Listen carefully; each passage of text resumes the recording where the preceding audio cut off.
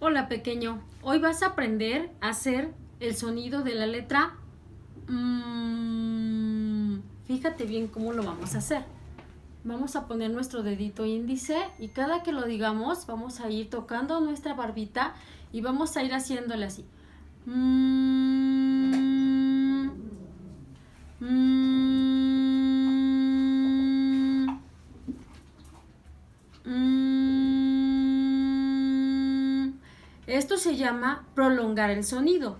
Vamos a hacerlo muchas veces.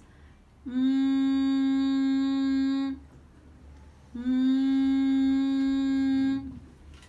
Ahora te voy a presentar la letra M. Esta es la letra M. La M como mamá. La M de mono. ¿Cuál otra palabra se empezará con la letra M? Maceta. De mesa. ¿Qué otras palabras conoces tú que empiecen con la letra M? Esas palabras las vamos a ver en nuestra clase de Zoom.